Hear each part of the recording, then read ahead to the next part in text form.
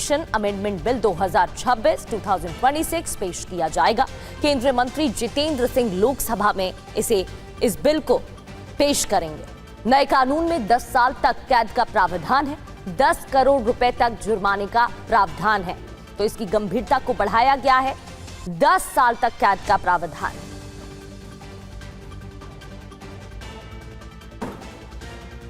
तो धर्मेंद्र प्रधान के इस्तीफे के बाद सीजेपी का जंतर मंतर से आखिरकार जो प्रोटेस्ट है वो खत्म हो गया और इसके साथ ही केंद्रीय मंत्री प्रहलाद जोशी को शिक्षा मंत्रालय की अतिरिक्त जिम्मेदारी दी गई।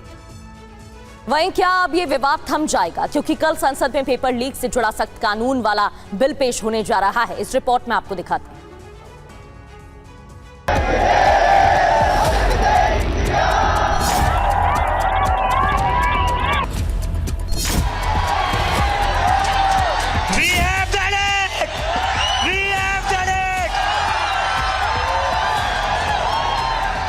धर्मेंद्र प्रधान ने रिजाइन कर दिया है।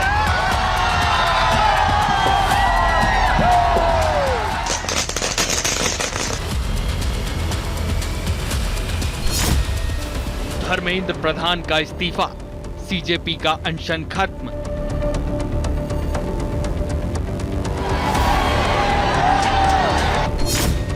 सरकार ने मानी शर्तें, जंतर मंतर से हटे प्रदर्शनकारी।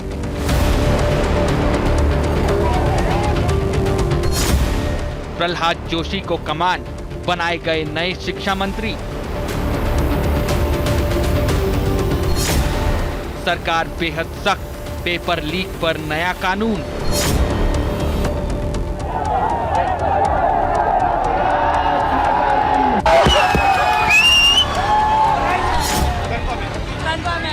आखिरकार 37 दिन बाद जंतर मंतर पर कॉकरोच जनता पार्टी का अनशन समाप्त हो गया। ये मुमकिन हुआ शिक्षा मंत्री धर्मेंद्र प्रधान के पद छोड़ने से। जैसे ही प्रधान का इस्तीफा हुआ, जंतर मंतर पर जश्न शुरू हो गया। धर्मेंद्र प्रधान ने रिजाइन कर दिया है। क्या कहते थे, इस सरकार में इस्तीफे नहीं होते। हम कहना चाहते, झुकती है दुनिया, झुकाने वाला चाहिए। ऐसे नहीं जाएंगे कॉकरोच, एक बार घुसता है तो निकलता नहीं है कॉकरोच। प्रधान का इस्तीफा हो चुका था। तय वक्त पर कॉन्स्टिट्यूशन क्लब में केंद्रीय मंत्री जेपी नड्डा, जितेंद्र सिंह और सीजेपी की टीम के साथ बैठक हुई, जिसमें अनशन खत्म करने पर सहमति बन गई। सरकार ने छात्रों की बची हुई 2 मांगों को भी मान लिया। सीजेपी की दूसरी शर्त थी कि जिन प्रदर्शनकारी छात्रों पर पुलिस ने केस दर्ज किया है, वो मामले खत्म हो। सरकार ने भरोसा दिया कि इस पर मंगलवार तक एक्शन हो जाएगा। तीसरी शर्त थी, जिन छात्रों ने पेपर लीक की वजह से खुदकुशी की है, उनके परिवार वालों को मुआवजा मिले। इस पर भी सरकार ने कहा कि तय नियमों के हिसाब से मुआवजा जरूर मिलेगा।